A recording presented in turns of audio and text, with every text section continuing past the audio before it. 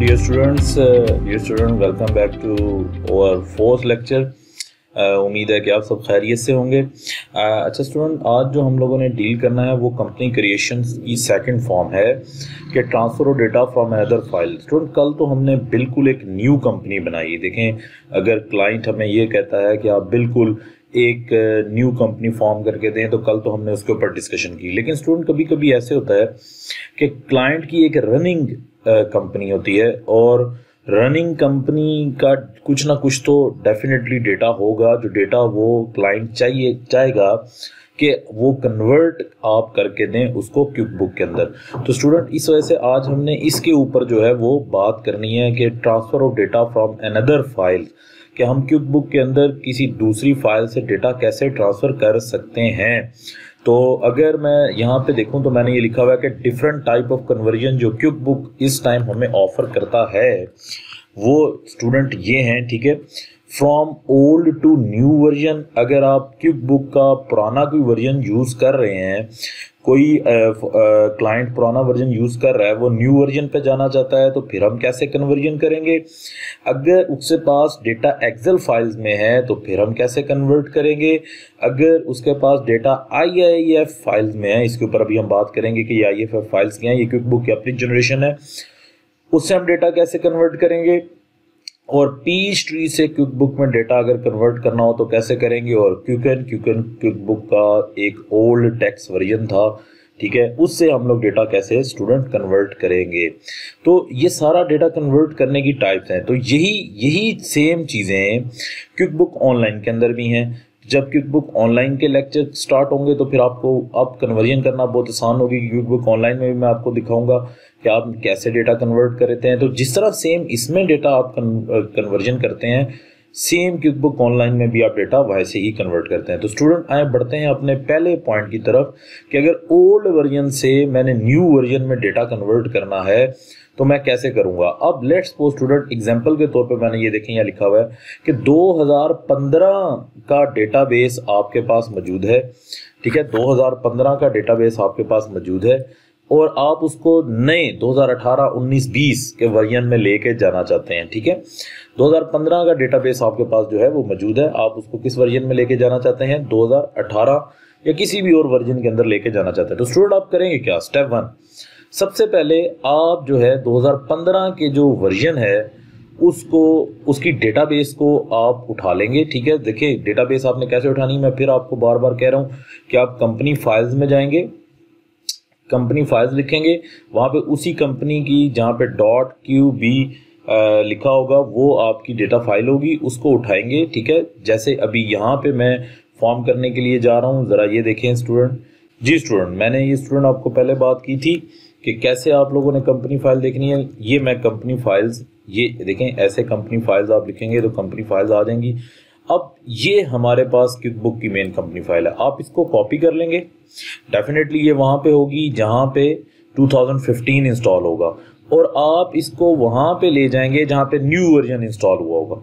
जहाँ new version install हुआ होगा वहाँ पे जस्ट आपने इस डेटाबेस को उसी तरह कंपनी फाइल्स में कॉपी कर देना है, उसकी जहाँ पे लोकेशन आ रही होगी, और जस्ट इसको आपने डबल क्लिक कर देना है और कुछ भी नहीं करना। इस कंपनी फाइल को ऑटोमेटिकली 2018 जो है वो 15 से कन्वर्ट कर देगा। अभी ये इंटरनेट कनेक्शन की बात कर रहा है तो हम इसको इग्नोर कर देते हैं, ठीक है। तो इंटरनेट कनेक्शन ना भी हो तो बेहतर है। तो स्टूडेंट, मैंने आपको पहले भी ये बात की थी कि जब भी आपके पास क्विक बुक रन होगा तो आप टास्क मैनेजर पे जाके, ठीक है, राइट क्लिक करके टास्क मैनेजर पे जाके आप देखेंगे कि क्विक बुक वेब कनेक्टर क्या ऑन है। अगर क्विक बुक वेब कनेक्टर आपके पास सर्विसेज में आ रहा है, ठीक है, अगर वो सर्विसेज में आ रहा है क्विक बुक वेब कनेक्टर, तो स्टूडेंट आप इसको एंड टास्क करेंगे, ठीक है। ये चीज़ आपने याद रखनी है कि वेब कनेक्टर आपके पास कनेक्ट हुआ ना हो। अच्छा, अब ये आपके पास ये सारी चीज़ें क्विक बुक में, ये हमारे पास देखें मेन जो उसे क्या कहते हैं कि हमारा डेस्कटॉप यानी कि मेन डैशबोर्ड है जी हमारा ये। अच्छा स्टूडेंट, अब देखें ये ऑटोमेटिकली इसने 15 की डेटाबेस को 18 में कन्वर्ट कर दिया। जो डेटा आपका होगा बगैर डिस्टर्बेंस के ये कन्वर्ट हो जाएगा। तो स्टूडेंट देखें, अगर आप ओल्ड वर्जन से न्यू वर्जन में जाना चाहते हैं तो ये कोई प्रॉब्लम हमारे पास उससे क्या कहते हैं कि इसमें नहीं आती।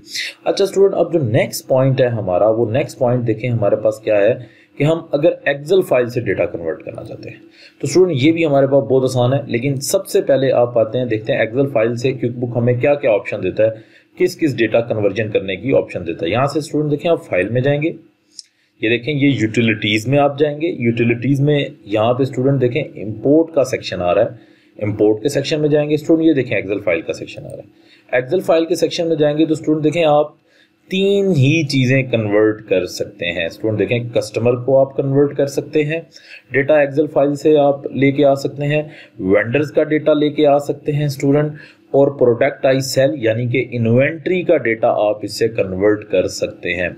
अब ये यहाँ से भी आप कन्वर्जन कर सकते हैं, यहाँ पे भी क्लिक करके आप कन्वर्जन कर सकते हैं, but it will take time. और ये जो कन्वर्जन है ये इसमें इससे बेहतर ये है कि क्विक बुक के ये पहले बेसिकली जो ओल्ड वर्जन थे उसमें कन्वर्जन ऐसे दी जाती थी, ठीक है, लेकिन अब जितने भी न्यू वर्जन आ रहे हैं उन्होंने काम बहुत आसान कर दिया है।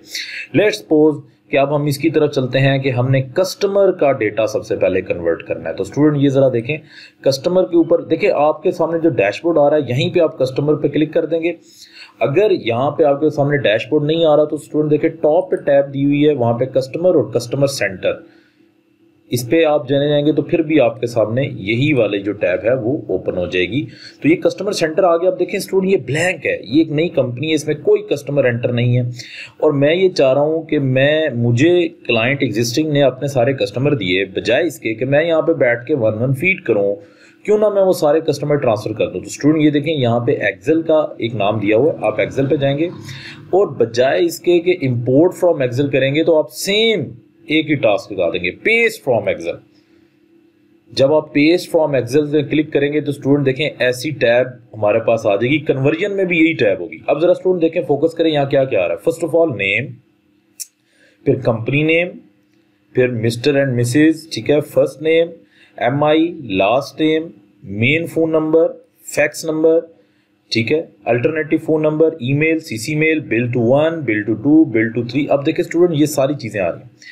अब इसमें आप अपनी मर्जी से कॉलम को ऐड कर सकते हैं।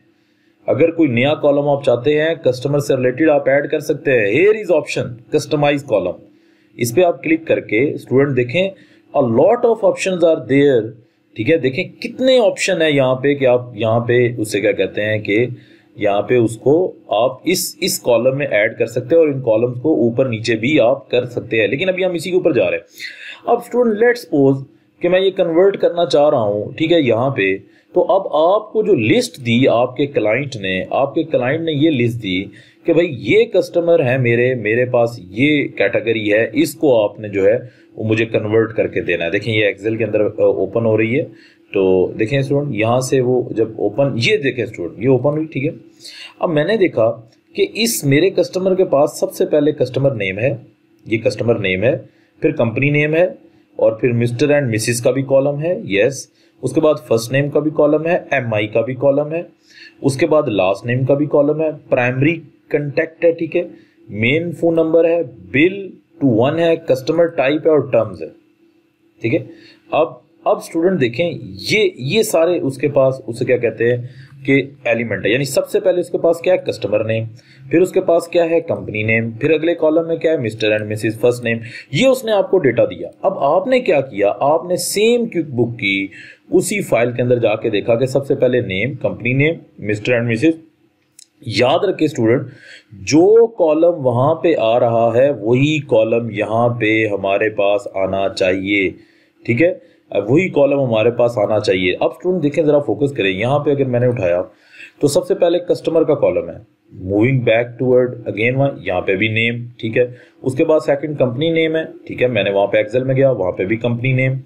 उसके बाद देखें, याद रखें एक्सेल की फाइल को तो आप चेंज कर सकते हैं ना। अब जरा देखें स्टूडेंट, उसके बाद मिस्टर एंड मिसिस, ठीक है, उसके बाद मैं नेक्स्ट एक्सेल की शीट में गया, यस वही है, फिर फर्स्ट नेम है तो मैंने यहाँ पे जरा देखा तो फर्स्ट नेम है, उसके बाद क्या है जी मेरे पास MI है, वो MI है, ठीक है, उसके बाद last name, yes last name भी मेरे पास आ रहा है। अच्छा उसके बाद स्टूडेंट प्राइमरी कांटेक्ट है, यहाँ पे जरा देखें प्राइमरी कांटेक्ट है। अच्छा अब मैं यहाँ पे MI के बाद प्राइमरी कंटैक्ट लाना चाहता हूँ, तो मैंने देखा कि आगे कहीं भी प्राइमरी कंटैक्ट है ही नहीं। अब मैं किस में गया, कस्टमाइज कॉलम में गया, मैंने ढूंढा यहाँ पे कोई प्राइमरी कंटैक्ट यानी कि कोई ऐसा ऑप्शन है कि मैं पहले किस से कंटैक्ट कर सकता हूँ। तो स्टूडेंट मैं ये इस ऑप्शन को देखने लग गया, तो देखें अभी यहाँ पे मेरे पास उसे क्या कहते हैं कि कोई ऐसा कॉलम नहीं है कि मैंने पहले प्राइमरी कंटैक्ट यानी कि कोई उसका वो पर्सन जिससे मैंने बात करनी है, ठीक है। तो यहाँ पे ज़रा देखें, ये यहाँ पे कोई भी ऐसा, अब देखें सबसे पहले है जी फुल कस्टमर नेम है, कस्टमर बैलेंस है, ओपनिंग बैलेंस है, कस्टमर टाइप है, टर्म्स हैं, टैक्स कोड है, टैक्स आइटम है, अकाउंट नंबर है, क्रेडिट लिमिट है, ठीक है, जॉब स्टेटस है, स्टार्ट डेट है, प्रोजेक्टेड एंड है, end date, job description, job type, price level, representative और प्रेफर्ड सेंड मेथड। तो स्टूडेंट अब मैं यहाँ पे क्या करूँगा, अब ज़रा फोकस करें कि मुझे वहाँ पे प्राइमरी कंटैक्ट उसे क्या कहते हैं कि नहीं मिल रहा, ठीक है। प्राइमरी कंटैक्ट के ऊपर यहाँ पे बात उसे क्या कहते हैं कि नहीं हो रही, वो कह रहा है कि प्राइमरी यहाँ पे जो कंटैक्ट है वो मुझे यहाँ पे लिखना ज़रूरी है, प्राइमरी कंटैक्ट को यहाँ पे मुझे डिस्प्ले करना जो है वो ज़रूरी है, क्योंकि यहाँ पे तो वो प्राइमरी कंटैक्ट का कोई भी ऑप्शन देता हुआ नज़र नहीं आ रहा। तो अब इस पॉइंट, यस स्टूडेंट अब जब आपने ये देखा कि यहाँ पे तो प्राइमरी कंटैक्ट का कोई कॉलम है ही नहीं, यहाँ पे तो प्राइमरी कंटैक्ट का कोई कॉलम जो है वो है ही नहीं, आपने देखे सारे कॉलम देखे, लेकिन अब आपको जो आपके क्लाइंट ने फाइल दी है उसमें तो प्राइमरी कंटैक्ट है। अब आप क्या करेंगे कि अब तो आप यहाँ पे उसे क्या कहते हैं कि देखेंगे कि वो तो कॉलम है ही नहीं। अब स्टूडेंट देखें, ज़रा फोकस करें, प्राइमरी कंटैक्ट के कॉलम को लाने के लिए आप क्या करेंगे स्टूडेंट, ये जो आपने टैब ओपन की होगी इसको आप फौरी तौर पे क्लोज करेंगे। आप कहेंगे कि जो रिक्वायरमेंट के मुताबिक मुझे प्राइमरी कंटैक्ट जो है वो नहीं मिल रहा। आप स्टूडेंट देखें, ये न्यू कस्टमर पे जाएंगे, न्यू कस्टमर पे क्लिक करेंगे, ठीक है। तो ये एडिशनल इंफॉर्मेशन में जब आप जाएंगे टैब में, तो ये डिफाइन फील्ड्स है। देखिए क्विक बुक आपको कह रहा है कि आप अपने से कोई फील्ड डिफाइन कर सकते हैं, तो आप करें, आप डिफाइन फील्ड पे क्लिक करेंगे, यहां आप लिख देंगे प्राइमरी कंटैक्ट, जो आपके क्लाइंट ने आपको फाइल दी। कस्टमर के कॉलम में आपको चाहिए what kind of data, any task, transaction पे भी चाहिए, लिस्ट पे भी चाहिए, हर जगह इसकी इंफॉर्मेशन चाहिए, तो ओके पे आप क्लिक कर देंगे, ठीक है। फिर आप इसको यहाँ पे ओके कर देंगे। अब स्टूडेंट देखें, दोबारा से आप एक्सेल से पेस्ट फ्रॉम एक्सेल में जाएं, जो कन्वर्जन ऑफ डेटा में जाएं।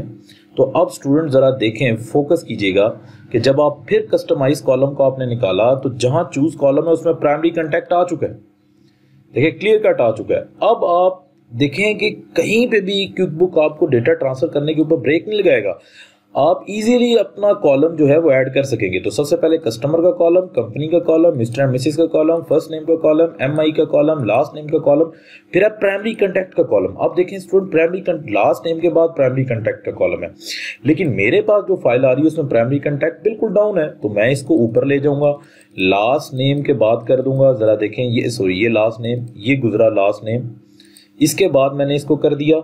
अब मैं इसको ओके कर दूंगा, तो ये देखिए स्टूडेंट, लास्ट नेम के बाद आ गया प्राइमरी कंटैक्ट, उसके बाद है मेन फोन नंबर, मेरी एक्सेल फाइल में भी मेन फोन नंबर है, फिर है जी bill to one, customer type और टर्म्स, बस 3 ही कॉलम है, bill to one, customer type और टर्म्स। तो जब मैंने अपनी क्विक बुक में गया तो इसमें जब देखा तो इसमें मेन फोन नंबर के बाद fax, alternative phone number, email, CC, bill to one, मुझे ये सारे कॉलम नहीं चाहिए, तो मैं फिर कस्टमर कॉलम में जाऊंगा। देखें मैंने कहा मेन फोन नंबर के बाद मुझे फैक्स नहीं चाहिए, मैं इसको रिमूव कर दूंगा, मुझे अल्टरनेटिव फोन नंबर नहीं चाहिए, मुझे ईमेल नहीं चाहिए, मुझे CC में मुझे बिल टू वन चाहिए, फिर मैं इसको बिल 2, 3, 4, 5 इसको रिमूव कर दूंगा, रिप्रेजेंटेटिव को मूव कर दूंगा। अब देखें स्टूडेंट, यहाँ पे जरा कॉलम चेक करें। सबसे पहले कितने कॉलम है जी मेरे पास, 1, 2, 3, 4, 5, 6, 7, 8, 9।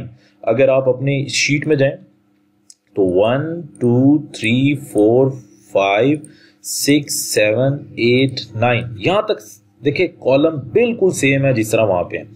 अब आए कस्टमर टाइप पे, कस्टमर टाइप भी चाहिए और टर्म्स भी चाहिए। अब आप चले जाएं दोबारा से क्विक बुक की फाइल में, फिर यहाँ पे जाके आप दोबारा कस्टमाइज कॉलम करें। अब आपको चाहिए कस्टमर टाइप, आप यहाँ पे देखिए क्या कस्टमर टाइप है हमारे पास,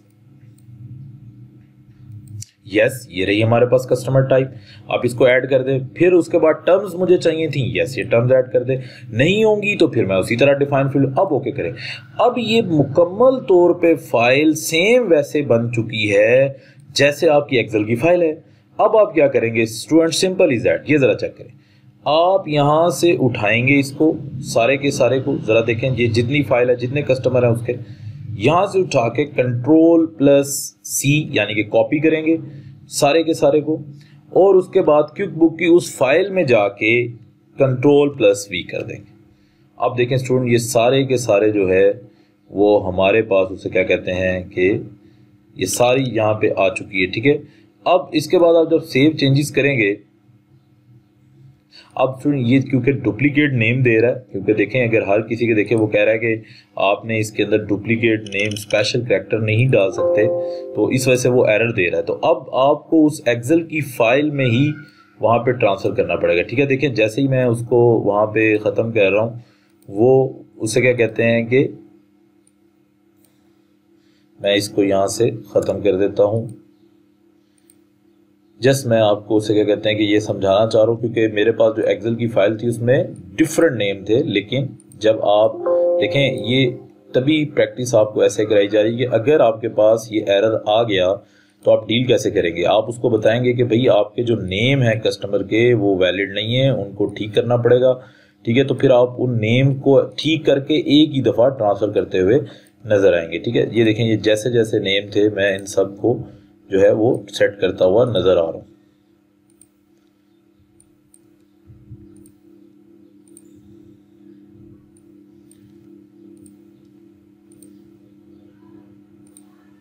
अच्छा अब स्टूडेंट देखें जितने नेम मेरे पास ठीक हो गए ना, जितने नेम मेरे पास ठीक हो गए, आप देखें कि वो जितने भी नेम हैं वो सारे रेड से कन्वर्ट हो गए हैं, ठीक है। वो हमारे पास उसे क्या कहते हैं कि ब्लैक कलर में कन्वर्ट हो चुके। अब फॉर एग्जांपल ये कस्टमर है, मैंने यहाँ सेव चेंजेस की। अब ये जितने कस्टमर हमारे पास हैं ये तकरीबन हमारे पास देखें, अगर आप इसके आगे भी जाएं तो कस्टमर टाइप ये कह रहा है कि जी एंड यूज़र है। अब ये हमारे पास देखें ऐड नहीं हुई थी, जैसे ही मैंने क्विक ऐड की ये देखें ये ऐड हो गई। उसके बाद अब जब मैं इसके सेव चेंजेस करूंगा, अब ज़रा देखें ये कह रहा है 8 कस्टमर आपके जो हैं वो सेव हो गए हैं, 40 रह गए। अब 40 में देखें अगर देखें तो मेरे पास कहाँ पे, यहाँ पे देखें स्टूडेंट ये मेरे पास एरर आ रहा है। देखें एक तो ये मेरे पास एरर आ रहा है, वो कह रहा है जी ये तो आपके पास सेव ही नहीं है ना। आप इस पर जस्ट क्लिक करेंगे वो आपको सेव कर देगा। देखें ये सारे एरर ख़त्म हो जाएंगे।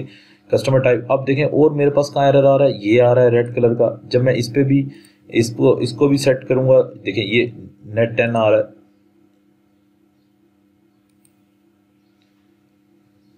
तो अल्टीमेटली वो हमारे पास जो फिगर है वो सारे का सारा क्या हो जाएगा, हमारे पास सेट हो जाएगा, ठीक है।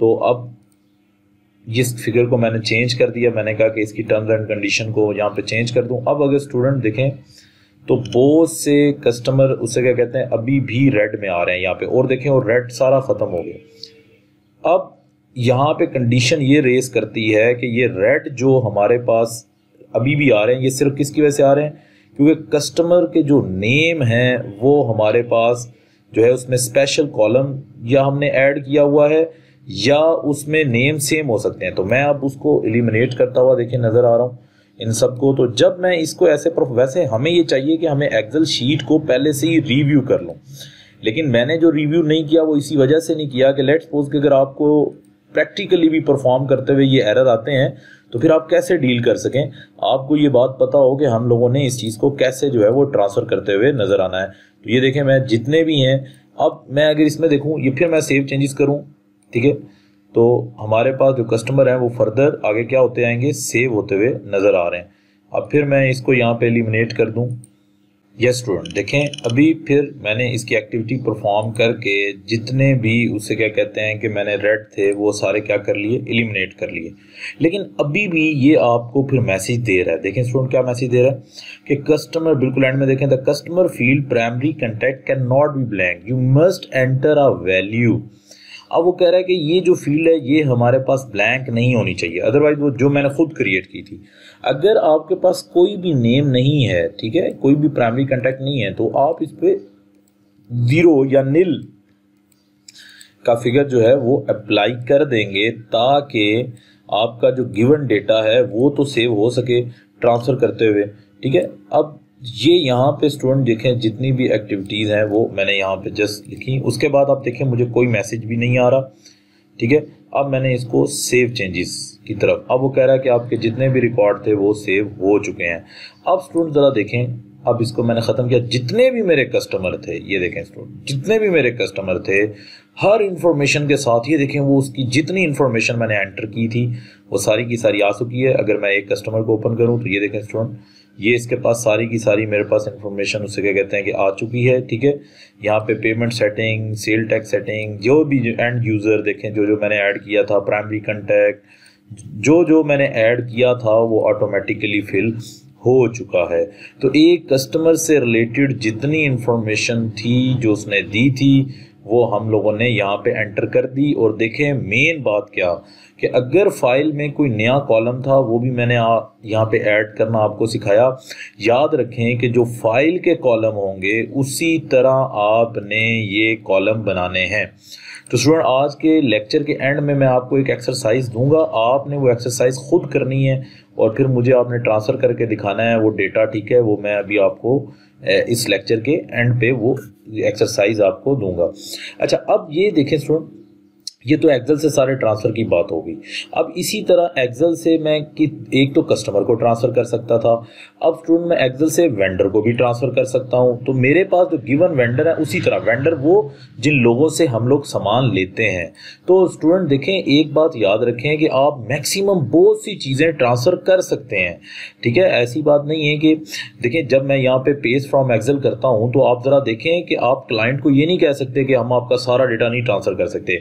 आप उसकी जितना भी डेटा है उसकी फील्ड खुद क्रिएट कर सकते हैं, ठीक है। ये देखें यहाँ पे सेम उसी तरह स्टूडेंट, सेम उसी तरह वेंडर की फाइल को भी आपने Ctrl+C करके Ctrl+V करना है। और वेंडर की फाइल के भी देखें ये बहुत से कॉलम हमारे पास हैं, देखें वेंडर के फाइल के भी बहुत से कॉलम हैं। अब ये जितने भी कॉलम हैं वेंडर्स की फाइल के, इनके तो वैसे हम लोगों ने 1 बाय 1 डिस्कशन जब वेंडर के मॉड्यूल को कंप्लीट करना है तो आप लोगों को पता लगेगा।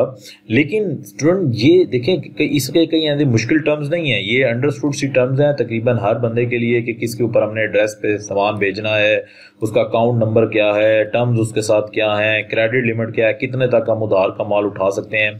तो स्टूडेंट इसके अलावा अगर आप इसको कोई फील्ड नहीं मिलती, सेम उसी तरह आप उस फील्ड को जाके क्या कर सकते हैं, ऐड भी कर सकते हैं, ठीक है।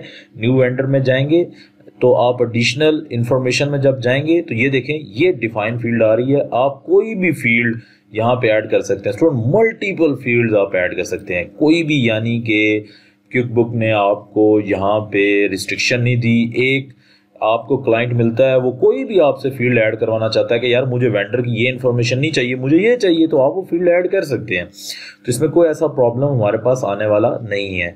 अच्छा, अब सेम उसी तरह स्टूडेंट वेंडर की इंफॉर्मेशन हम लोग एक्सेल से पेस्ट कर सकते हैं, यानी कि गिवन डेटे पे। अब हम लोग आगे बढ़ रहे हैं कि जो इन्वेंट्री है उसकी इंफॉर्मेशन को हमने कैसे ऐड करना है। तो स्टूडेंट ये देखें यहाँ पे आइटम एंड सर्विसेज का वर्ड लिखा हुआ है, ठीक है। आप आइटम एंड सर्विसेज के वर्ड के ऊपर क्लिक करेंगे, ठीक है। अब यहाँ पे हमारे पास एक्सेल में, अब देखें इसमें एक्सेल नीचे आ रहा है, ठीक है। यहाँ पे जाएंगे तो आप कहेंगे पेस्ट फ्रॉम एक्सेल,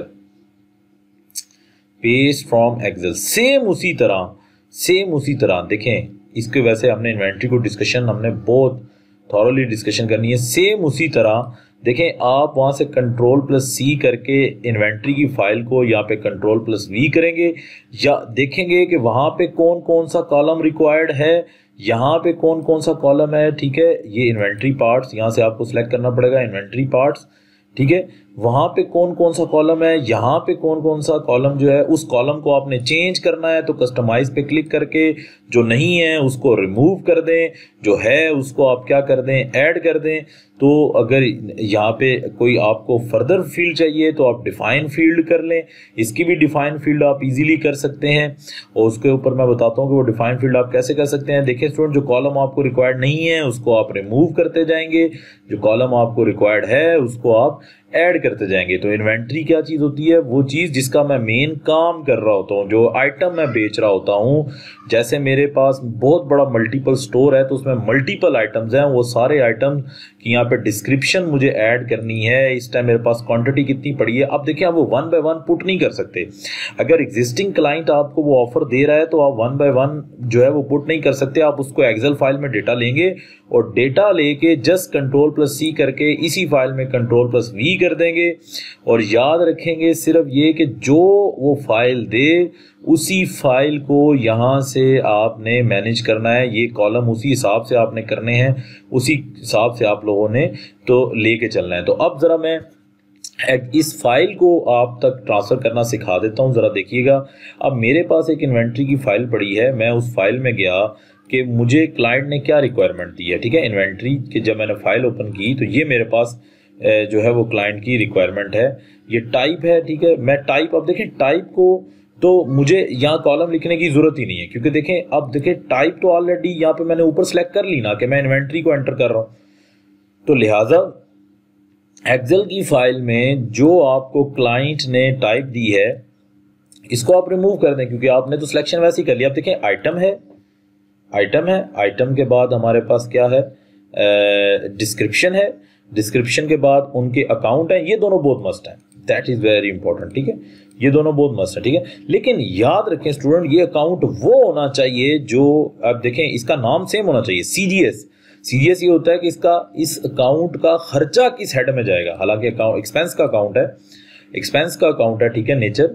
और एसिड यानी कि इन्वेंट्री खरीदूंगा तो कौन से अकाउंट में जाएगी और जब बेचूंगा तो कौन से अकाउंट में जाएगी, तो वो सीजीएस में चली जाएगी। जो बेचने से इनकम आएगी वो तो सेल में जाएगी, लेकिन जो बेचने से इसका खर्चा होगा यानी कि जो चीज़ को मैं बेच चुका हूं वो कहाँ जाएगी, सीजीएस में जाएगी, ठीक है। तो यहाँ पे इस चीज़ को आप लोगों ने नोट करना है, ठीक है। उसके बाद परचेज डिस्क्रिप्शन है, उसके बाद क्वांटिटी ऑन हैंड है, उसके बाद यूनिट मेजरमेंट है, ठीक है। ये सारी चीज़ें हमारे पास हैं। तो कितने कॉलम है, 1 2 3 4 5 6 7। तो अब देखिए स्टूडेंट, एक जस्ट फोकस करें, मेरे पास जो एसिड अकाउंट चल रहा है ना यहाँ पे, वो चल रहा है इन्वेंट्री एसिड अकाउंट, ठीक है। ये मेरे पास इन्वेंट्री एसिड चल रहा है और सीजीएस का तो यही चल रहा है, कॉस्ट ऑफ गुड सोल्ड ही चल रहा है। देखें यहाँ पे एक्सेल की शीट में भी कॉस्ट ऑफ गुड सोल्ड ही लिखा हुआ है, लेकिन मेरे पास जो यहाँ चल रहा है वो इन्वेंट्री एसिड अकाउंट चल रहा है। तो मैं क्या करूंगा, इस अकाउंट की जगह मैं इन्वेंट्री एसिड, ये मस्ट होता है, ठीक है। ये अकाउंट यहाँ पे सिलेक्शन कराना मस्ट है, क्योंकि मैंने प्रीवियस लेक्चर में आपको कहा था कि डेटा जहाँ पे जाता है वो अकाउंट आपको सिलेक्शन कराना मस्ट होती है। तो इन्वेंट्री एसिड अकाउंट को सिलेक्ट करके मैं सारों पे यही अकाउंट अप्लाई करूंगा डेफिनेटली। तो और इसके ऊपर मैं इन्वेंट्री एसिड अकाउंट यहाँ पे अप्लाई कर दूंगा। अच्छा, अब ये बात होगी। अच्छा, एक मुझे ये मस्ट रिक्वायर्ड फील्ड होती है इनकम अकाउंट की भी। तो अब देखें, मुझे जो एक्सेल शीट प्रोवाइड की गई उसकी तरफ से उसमें इनकम अकाउंट नहीं है, तो मैं यहाँ पे इंसर्ट करके इनकम अकाउंट ओपन कर लूँगा, ठीक है। मैं कहूँगा कि भाई ये तो मुझे एक इनकम अकाउंट चाहिए, क्योंकि मेरे से तो 3 अकाउंट लाजमी मांगता है। कौन कौन से, देखिए कस्टमर पे और अकाउंट पे, वेंडर पे कोई अकाउंट नहीं मांगेगा, लेकिन यहाँ वो मांगेगा। क्यों? क्योंकि उसको डायरेक्शन देना बहुत ज़रूरी है कि जो इसकी इनकम है वो किस हेड में जानी चाहिए और जो इसके खर्चे हैं वो किस हेड में जाने चाहिए, और जब मैं परचेज करूंगा तो वो किस हेड में जाना चाहिए। तो 3 हेड उसको बताना ज़रूरी है, एसिड का हेड, जो इनकम का हेड, और उसके बाद उसका एक्सपेंस का हेड। जो बिकती जा रही है चीज़ वो इसमें कन्वर्ट होती जाएगी। तो अब मैं जब इसमें क्विक बुक में जाऊंगा, मैं कहूँगा, देखूंगा कि मैंने इनकम का हेड कौन सा बनाया हुआ है, सेल्स। सेम यही स्पेलिंग स्टूडेंट, सेम यही स्पेलिंग मैं यहाँ पे एक्सेल शीट में लिख दूंगा कन्वर्जन करते हुए। देखें, ये जब शुरू में आपके पास क्लाइंट मिलेगा तो फिर आपने से यहाँ पे किस तरह से मेंशन करना है। तो सेल्स को आप यहाँ पे उसी तरह ले आएंगे। और अब कॉलम जरा देखें, सबसे पहले आइटम है, फिर डिस्क्रिप्शन है, फिर CGS है, फिर इनकम है, फिर एसिड है। सबसे पहले आप यहाँ पे जाएं, यहाँ पे क्या है जी हमारे पास, जरा देखें यहाँ पे, जरा बताएं मुझे क्या है, आइटम, फिर सब आइटम मेरे पास नहीं है तो मैं कस्टमाइज कॉलम में जाऊंगा, इस सब आइटम को क्या कर दूंगा, रिमूव कर दूंगा जी। उसके बाद मेरे पास कॉस्ट भी नहीं है, मैं इसको भी रिमूव कर दूंगा, मेरे पास सेल प्राइस भी नहीं है। उसके बाद आइटम नेम के बाद मेरे पास क्या आ रहा था, डिस्क्रिप्शन आ रही थी, तो डिस्क्रिप्शन में ऐड करूंगा। जरा देखें डिस्क्रिप्शन यहाँ पे मेरे पास कहाँ पे, देखिए इस पूरे में डिस्क्रिप्शन है ही नहीं, तो ये पढ़िए जी मेरे पास डिस्क्रिप्शन, परचेज डिस्क्रिप्शन में ऐड करके इसको मूव अप कर दूंगा। जरा देखें मूव अप, उसके बाद आ रही थी ना, आइटम के बाद आ रही थी, तो आइटम के बाद परचेज डिस्क्रिप्शन, उसके बाद क्या है जी मेरे पास CGS, इनकम अकाउंट और एसिड अकाउंट। ज़रा देखिए तरतीब से, बिल्कुल जिस तरह तरतीब है उसी तरह से ही मैं क्या करूंगा, अब CGS अकाउंट है, प्रेफर्ड वेंडर नहीं है, इसको रिमूव कर दूंगा, फिर इनकम अकाउंट है, फिर एसिड अकाउंट है, री ऑर्डर पॉइंट भी मेरे पास नहीं है, मैक्सिमम भी नहीं है। अब ज़रा देखें आगे क्या है, इसके बाद क्या है जी मेरे पास, परचेज डिस्क्रिप्शन है, ठीक है। अच्छा अब दो डिस्क्रिप्शन आ गई, अच्छा सुन ये देखें अब दो है, एक डिस्क्रिप्शन ये है, एक परचेज डिस्क्रिप्शन उसने अलहदा से दी है। इट मीन्स कि परचेज डिस्क्रिप्शन के अलावा भी अगर कोई डिस्क्रिप्शन होगी तो वो सेल डिस्क्रिप्शन होगी। तो आप देखें जिस तरह ये सेल डिस्क्रिप्शन है, इसका मतलब मैं इसको यहाँ पे ऐड करूंगा तो इसको सेकंड पे ले जाऊंगा, क्योंकि सेकंड पे मुझे क्लाइंट ने परचेज डिस्क्रिप्शन दी है और परचेज डिस्क्रिप्शन जो है वो उसने एसिड अकाउंट के बाद दी है, तो मैं इसको मूव डाउन कर लूंगा। आप किसी भी तरह से मैनेजमेंट कर सकते हैं। फिर स्टूडेंट देखिए क्वांटिटी ऑन हैंड और यूनिट ऑफ मेजरमेंट, कि हमने इसको मेजरमेंट किस तरह करना है, पर बॉक्स करना है, ईच क्वांटिटी करना है, किस तरह करना है। तो अब मुझे क्वांटिटी चाहिए, ये क्वांटिटी को मैं ऊपर ले आऊंगा, ठीक है, इसको मैं रिमूव कर दूंगा, सेल टैक्स कोड नहीं है, मैन्युफैक्चर नहीं है। अब मुझे यूनिट ऑफ मेजरमेंट चाहिए, मैं यहाँ से देखूंगा कि मेरे पास यूनिट ऑफ मेजरमेंट कहाँ पे पड़ा है। अब ज़रा देखें स्टूडेंट, यहाँ पे मेरे पास यूनिट ऑफ मेजरमेंट जो है वो नहीं चल रहा। अगर आप देखें यूनिट ऑफ मेजरमेंट मेरे पास यहाँ पे चलता हुआ नज़र नहीं आ रहा, कि यूनिट ऑफ मेजरमेंट यहाँ पे बिल्कुल उससे क्या कहते हैं कि नहीं है। तो अब मैंने अगर यूनिट ऑफ मेजरमेंट ऐड करना है तो मुझे किस तरह से जो है वो यूनिट ऑफ मेजरमेंट ऐड करना पड़ेगा, इस चीज़ को आप लोग ज़रा देखें कि यूनिट ऑफ मेजरमेंट आपको कैसे ऐड करना पड़ेगा। अब ज़रा देखें, क्योंकि अब मैं इसको यहाँ से क्लोज करूँगा। अगर मैं अब यूनिट ऑफ मेजरमेंट ऐड करना चाहता हूँ तो देखिए मैं आइटम एंड सर्विसेज पे जाके या आइटम में जाके मैं क्या करूँगा, न्यू आइटम। जब मैं करूँगा इस न्यू आइटम को मैं यहाँ पे परफॉर्म करूँगा, तो अब ज़रा देखें यूनिट ऑफ मेजरमेंट मुझे इनेबल करना पड़ेगा। सिंगल यूनिट ऑफ मेजरमेंट है या मल्टीपल यूनिट ऑफ मेजरमेंट है, ठीक है। मुझे इस पे सिंगल यूनिट ऑफ मेजरमेंट पर आइटम करना पड़ेगा या मल्टीपल, कि एक आइटम मल्टीपल मेजर हो सकता है। तो मैं सिंगल पे करता हूँ और अब वो उसी तरह ईच बॉक्स किस तरह चल रहा है, तो मेरे पास अगर देखें तो वो ईच बॉक्स चल रहा है, तो मैं ईच बॉक्स पे करूँगा। और ये देखें उधर भी देखें ईच ई का वर्ड है, तो मैं इस पे करके इसको फिनिश की तरफ जो है वो ले जाऊंगा, ठीक है। ये मेरे पास ईच बॉक्स, कोई भी देखें मेजरमेंट आप उस हिसाब से कर सकते हैं। अच्छा स्टूडेंट, जिस तरह मैं कस्टम फील्ड्स की बात कर रहा था ना, देखें यहाँ पे भी इन्वेंट्री की कस्टम फील्ड यहीं पे डलेंगी, ठीक है। यहाँ पे कोई भी आप कस्टम फील्ड जो है वो डाल सकते हैं, कोई भी। अगर आपको एक्सेल की शीट में क्लाइंट कोई ऐसा डेटा देता है आपके पास होता ही नहीं है, तो आप यहाँ से वो एंटर कर सकते हैं, ठीक है।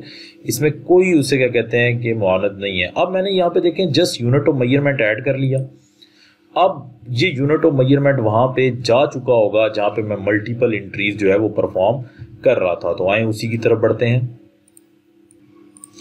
यस स्टूडेंट, देखें फिर मैं उसी चार्ट की तरफ आ गया, देखें वही कॉलम है। अब इसमें just unit of measurement add करना है, तो ये देखें यूनिट ऑफ मेजरमेंट आ रहा है, इसको मैं यहाँ पे ऐड कर दूंगा, ओके करूंगा। अब मैं देखूंगा कि ये बिल्कुल फाइल क्या वैसी बन चुकी है जैसी मैं रिक्वायरमेंट में कह रहा था।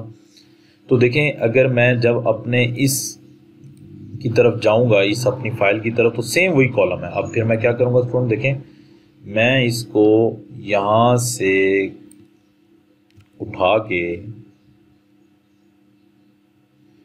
किस तरफ ले जाऊंगा, उसी तरफ फाइल की तरफ, और वी कर दूंगा। अब जरा देखें स्टूडेंट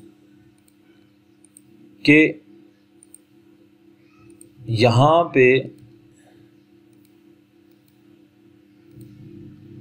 यहाँ पे अब ये सारी की सारी जो है वो हमारे पास ऐड हो चुकी है, लेकिन ये देखें ये कई के साथ रेड का उसे क्या कहते हैं कि साइन दे रहा है, वो अगेन वही कि वो कॉलम बीच में आ रहा है, वो उसको मैं रिमूव करूँगा। ये आपको फाइल से पहले ये चीज़ें देखनी पड़ती हैं, ठीक है, क्योंकि मैं यहाँ पे आपको प्रैक्टिस करवा रहा हूँ, दैट्स वाई मैं ये सब एरर्स को यहाँ परफॉर्म कर रहा हूँ, ताकि आपको ये बात पता लगे कि ये अगर एरर हमारे पास आ जाएंगे तो कोई ऐसा प्रॉब्लम नहीं है, आप जस्ट उसको रिमूव करके कोई और हेड भी उसे क्या कहते हैं कि डाल सकते हैं, ठीक है, कोई ऐसा प्रॉब्लम नहीं है, आप उस हेड को भी यहाँ पे मेजरमेंट करते हुए आ सकते हैं।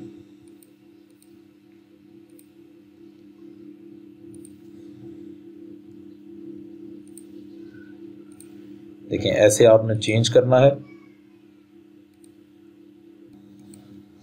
जी स्टूडेंट, तो मैंने देखें जितने भी रेड एलिमेंट थे उनके साथ जो भी आ रहा था वो मैंने एलिमिनेट किया। जब मैं सेव चेंजेस पे जाऊंगा तो अब यहाँ पे वो हमारे पास फिर अगेन कह रहा है कि किसी न किसी पॉइंट पे हमारे पास जो है वो रेड आ रहा है, ठीक है, तो आपको इस चीज़ को डील करना पड़ेगा। देखिए एक ज़रा प्लीज़, अब डिज़ायर इसके ऊपर कहीं पे भी आल इन्वेंट्री आइटम में चले जाएं, सारे इन्वेंट्री आइटम आप देख लें। देखिए वो ऊपर वाले को दिखा था इन्वेंट्री विद एरर, आप आल इन्वेंट्री एरर में जाएंगे,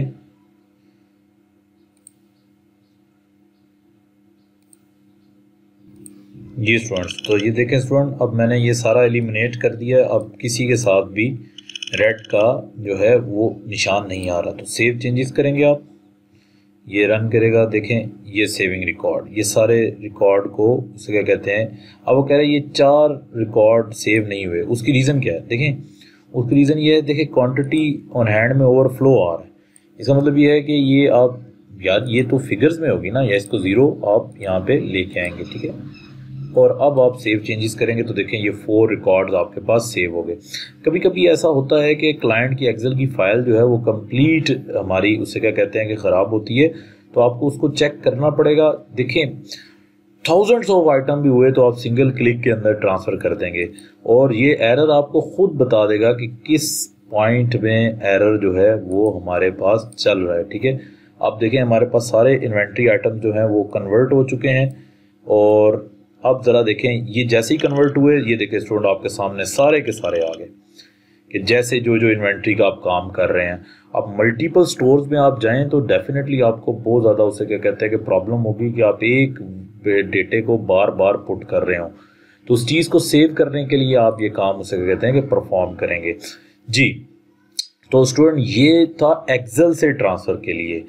अब जो थर्ड कैटेगरी है हमारे पास वो क्या है, वो ये है कि IFF फाइल्स। अब स्टूडेंट IFF फाइल्स क्या है? IFF फाइल्स ना क्विक बुक का खुद एक ऑप्शन है, खुद एक ऑप्शन है। देखें एक तो ये कि मैंने ट्रांसफ़र किया है, अब एक ऑप्शन क्विक बुक का चल रहा है, आए देखते हैं वो ऑप्शन हमारे पास क्या है।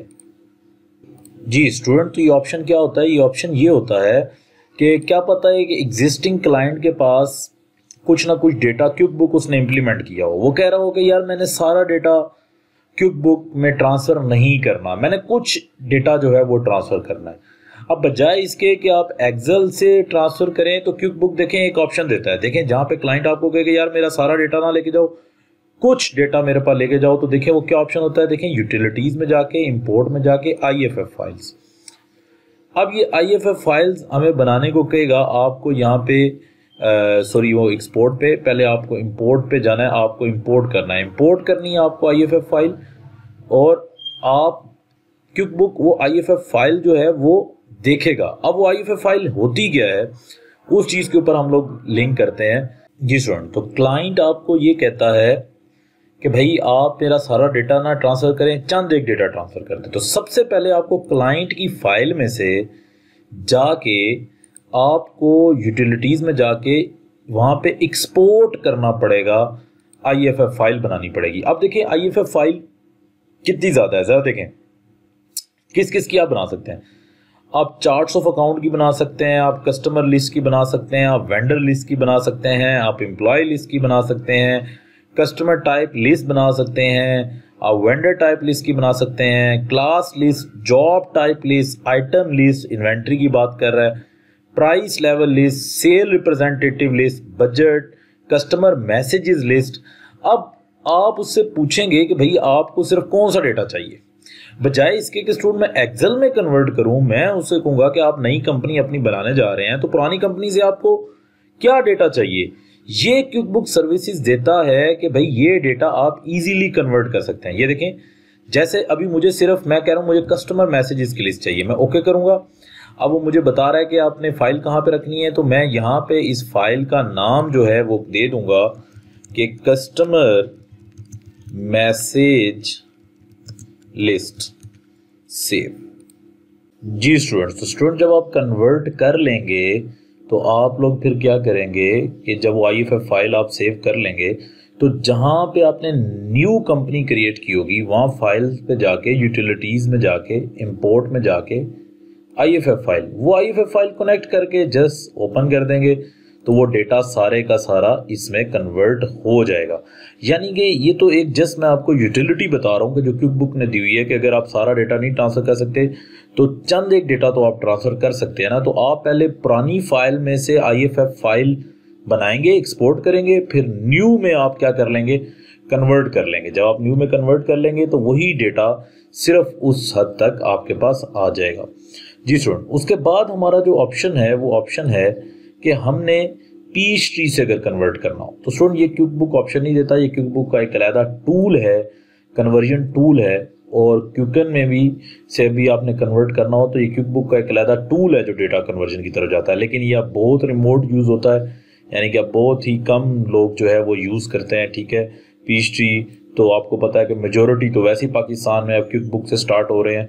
तो लिहाजा स्टूडेंट अभी हमने जो चीज़ें सीखी हैं कि मेजर हमारे लिए जो है वो है एक्सेल फाइल से डेटा कन्वर्ट करना। तो अभी जैसे ही लेक्चर एंड होगा तो मैं भी आपको एक टास्क देता हूँ, आपने तो मुझे फाइल एक्सेल फाइल से क्विकबुक में कन्वर्ट करके उससे क्या कहते हैं देखनी है। अगर उस पर कोई प्रॉब्लम आ रहा है तो फिर आपने डिस्कशन करनी है।